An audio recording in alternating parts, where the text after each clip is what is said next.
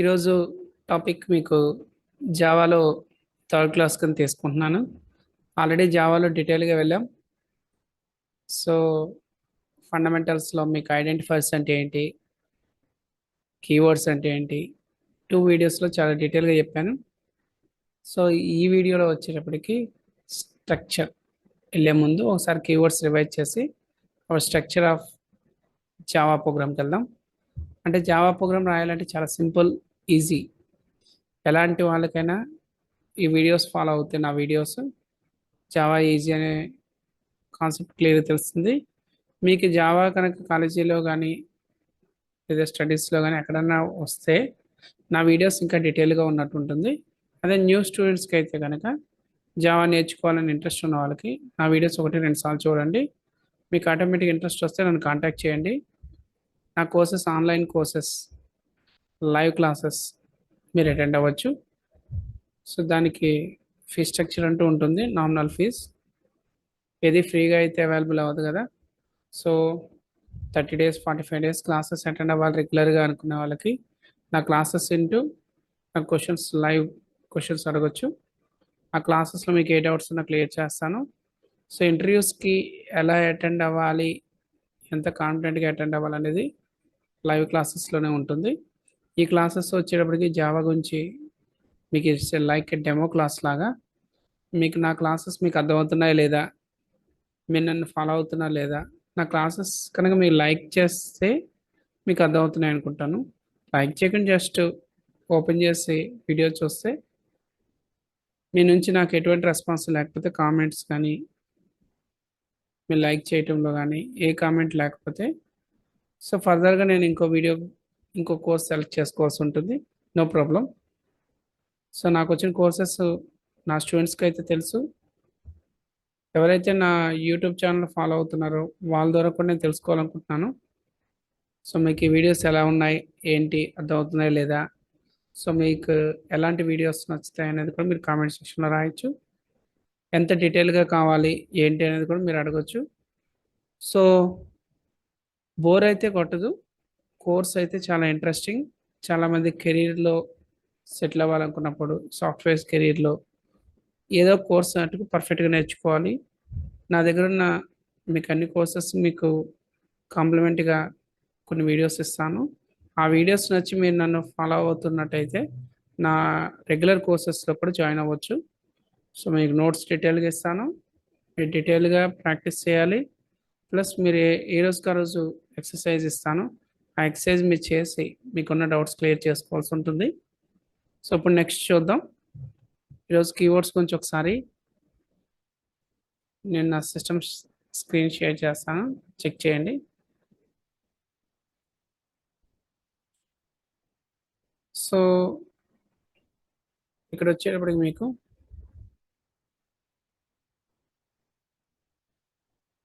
Keywords total మీకు C++ జావాలో check చేసుకుంటే ఈ కీవర్డ్స్ అన్ని చాలా వరకు కామన్గా ఉంటాయి.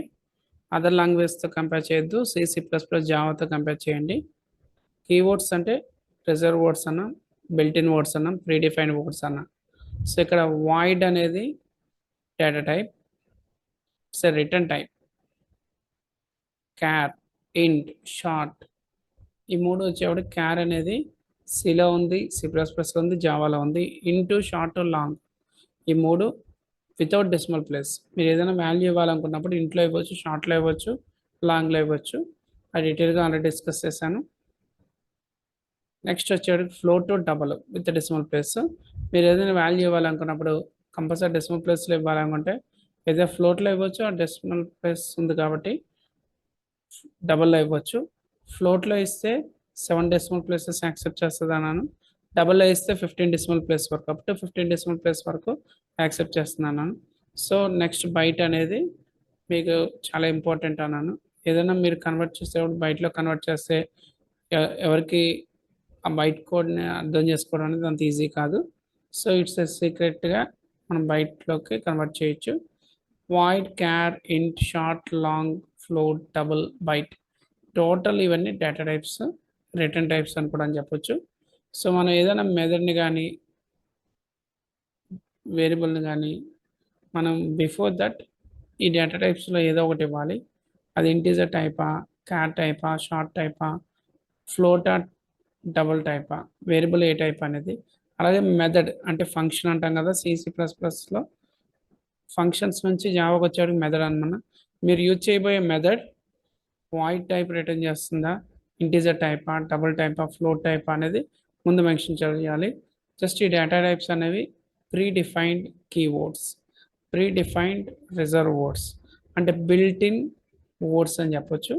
దీని తర్వాత బ్రాంచింగ్లో వచ్చేవాడికి ఇఫ్ ఎల్స్ అనేది బ్రాంచింగ్ స్టేట్మెంట్స్. సో ఇఫ్ అనే కీవర్డ్ యూజ్ చేసినా, ఎల్స్ యూజ్ చేసినా compulsory single branch, multiple branch అనేది వస్తుంది. అప్పుడు మీకు క్లియర్గా అర్థమవుతుంది. ఇంకా ఇఫ్ ఎల్స్ కాకుండా ఇంకా మల్టిపుల్ బ్రాంచింగ్లో ఇంకో ఎగ్జాంపుల్ ఏంటంటే switch is multiple branching statement. So మీరు ఎప్పుడైతే స్విచ్ మల్టిపుల్ బ్రాంచింగ్ అన్నారో ఆటోమేటిక్గా అందులో మీరు డేటా స్విచ్లో కేసెస్ యూజ్ చేసి అన్ని డిఫాల్ట్ కేసెస్, బ్రేక్ ఇలాంటివి యూజ్ చేసి వాడతాం. స్విచ్ వచ్చినప్పుడు మల్టిపుల్ బ్రాంచింగ్ గురించి డీటెయిల్గా ఎక్స్ప్లెయిన్ చేస్తాను.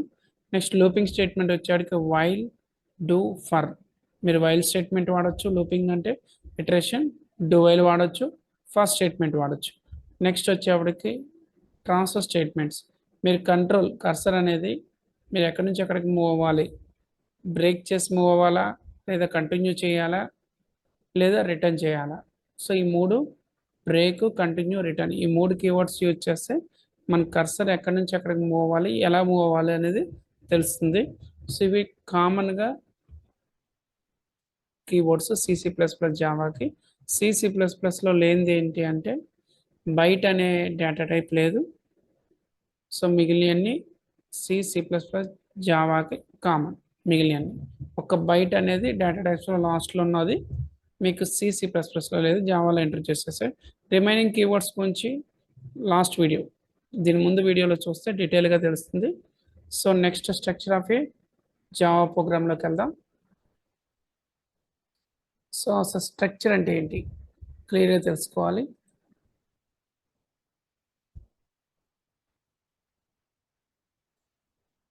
ఒకసారి స్ట్రక్చర్ గురించి చెప్పేటప్పుడు జావా ఎన్ని రకాలని ఒకసారి రీక్యాప్ చేస్తాను చూడండి. కోర్ జావా అనేది మనం పెట్టుకున్న పేరు, ఇండస్ట్రీ వాళ్ళు పెట్టింది. సో యాక్చువల్గా కంపెనీ జావా కంపెనీ ఎవరైతే డిజైన్ చేస్తారో జేమ్స్ కోస్లింగ్ కానీ, సన్ మైక్రో సిస్టమ్ కానీ, ఇప్పుడు ఎవరి అండర్లో ఉంది, ఒరాకిల్ అండర్లో ఉందన్న ఒరాకిల్ కార్పొరేషన్ కానీ. కోర్ జావా, అడ్వాన్స్ జావా అనేది ఎక్కడా లేదు. Java standard edition, Java enterprise edition వీటి గురించి డిస్కస్ చేయాలి. జావా స్టాండర్డ్ ఎడిషన్ అయితే main Java, core Java, foundation Java అని ఇది వస్తేనే మీ కెరీర్ స్టార్ట్ అవుతుందని. అడ్వాన్స్ జావా అని ఎందుకు అంటున్నారంటే మార్కెట్లో కోర్ జావా వస్తే సరిపోదు, front end technology, HTML, back end technology plus server technology ఇవన్నీ వస్తేనే మీరు అడ్వాన్స్ జావా. రియల్ టైంలో ఏమేం కావాలనేది అడ్వాన్స్ జావాలో మీ కంపెనీలో వర్క్ చేసే వర్క్ అంటాం. జావా ఎంటర్ప్రైజ్ ఎడిషన్ అంటాం. తర్వాత మైక్రో ఎడిషన్ వచ్చేటప్పటికి జావా ME, ఇది వచ్చేప్పుడు లైట్ వెయిట్ అప్లికేషన్ డిజైన్ అవటానికి అని చెప్పాం. నెక్స్ట్ గేమింగ్ సైడ్ వెళ్ళే వాళ్ళు జావా ఎఫెక్ట్స్ యూజ్ చేయొచ్చు అన్నాం. Gaming 2D 3D effects, animations, graphics చేసేటప్పుడు మీకు అది యూజ్ అవుతుంది అన్న. సో జావాలో ఉన్న వెర్షన్స్ గురించి ఒకసారి రీక్యాప్ చేశాను. నెక్స్ట్ మనం ఇప్పుడు ఆడేది జావా స్టాండర్డ్ ఎడిషన్. ఇందులో structure of Java programme, Java ప్రోగ్రామ్ని ఎలా స్టార్ట్ చేయాలి, ఏ స్ట్రక్చర్ ఉండాలి. సో ఇప్పుడు చూస్తే స్ట్రక్చర్ ఆఫ్ జావా ప్రోగ్రామ్. ఇప్పుడు ఈ స్క్రీన్ మీద డిస్ప్లే అయ్యేది స్ట్రక్చర్ చూడండి, ఒకసారి చెక్ చేయండి. ఫస్ట్ లైన్ ఏంటి, ప్యాకేజ్ స్టేట్మెంట్, అంటే ప్యాకేజ్ అనేది కీవర్డ్. ఇంపోర్ట్ అనే next second line import statements. So import అనేది కీవర్డ్, స్టేట్మెంట్ అంటే మీరు అక్కడ ఏదైనా రాయొచ్చు అని అర్థం. సో ప్యాకేజ్ స్టేట్మెంట్ అంటే స్టేట్మెంట్లో మీరు మీ ఆర్గనైజేషన్ ప్యాకేజ్ ఏంటి, ఆ ప్రాజెక్ట్ దేని రిలేటెడ్ అని చెప్పడానికి. ఇంపోర్ట్ స్టేట్మెంట్స్ అన్నాం. ప్యాకేజ్ అనేది ఒకటే ఉంటుంది, ఏ కంపెనీలో అయినా ఏ ప్రాజెక్ట్ అయినా జావా ప్రోగ్రామ్ రాస్తున్నప్పుడు ఒక ప్యాకేజీని యూజ్ చేసి వాళ్ళు డెవలప్ చేస్తారు. సో సింగిల్ ప్యాకేజ్ అని, ప్యాకేజ్ సింగిల్ స్టేట్మెంట్. ఇంపోర్ట్ అనేది మల్టిపుల్ స్టేట్మెంట్స్, ఒక సింగిల్ స్టేట్మెంట్ అవసరం లేదు, 2 స్టేట్మెంట్స్ వాడచ్చు, 3 స్టేట్మెంట్స్ వాడచ్చు. ఇంపోర్ట్ స్టేట్మెంట్స్ అంటే ఎన్నైనా వాడచ్చు ఇంపోర్ట్ స్టేట్మెంట్స్. సో తర్వాత క్లాస్ నేమ్ అన్నాం. సో క్లాస్ అనేది కీవర్డ్, క్లాస్ నేమ్ అనేది మీ ఇష్టం వచ్చిన నేమ్ పెట్టచ్చు. మీరు డిజైన్ చేసే క్లాస్కి, ఆ ప్రోగ్రామ్కి క్లాస్ నేమ్ అనేది కంపల్సరీ మీరు ఇస్తారు. సో, క్లాస్ నేమ్ ఎన్ని రకాలుగా ఇవ్వాలి, ఎలా ఇవ్వాలి అనేది మనం చూస్తాం. జావా ఐడెంటిఫైయర్స్ అనే వీడియోలో చూడండి.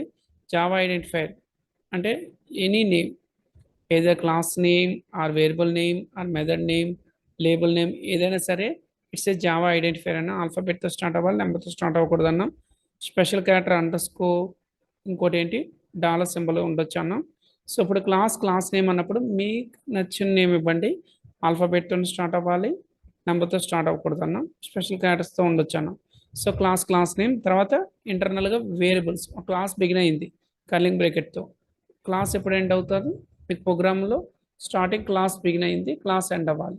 సో, ఈ బిగినింగ్, ఎండింగ్ అనేది మటుకు మర్చిపోవద్దు. So, class beginning symbol curling bracket, class ending symbol. ఇక్కడ నుంచి ఇక్కడ వరకు మీ క్లాస్ స్టార్ట్ అయింది, ఎండ్ అయింది అంటాం. ఈ బిట్వీన్‌లో వేరియబుల్స్ ఉంటాయి, మెథడ్స్ ఉంటాయి. వేరియబుల్స్ ఎన్నైనా ఉండవచ్చు క్లాస్‌లో, అన్‌లిమిటెడ్ వేరియబుల్స్, అన్‌లిమిటెడ్ మెథడ్స్. కానీ వేరియబుల్స్ అండ్ మెథడ్స్ అనేవి మన డిపెండ్స్ ఆన్ ప్రాజెక్ట్ బట్టి, ప్రోగ్రామ్ బట్టి రాస్తాం. కానీ క్లాస్‌లో వేరియబుల్స్, మెథడ్స్ ఉన్నా లేకపోయినా మటుకు ఒక్క మెథడ్ మటుకు ఉండాలి. అదే main method public static void main. So, ఎప్పుడైతే public static void main string అనే దాంతో స్ట్రింగ్ అరే ఆర్గ్స్ అని ఇచ్చినప్పుడు సో, మెయిన్ మెథడ్ బిగిన్ అయ్యేటప్పుడు మళ్ళీ curling bracket, open curling bracket ఇవ్వాలి.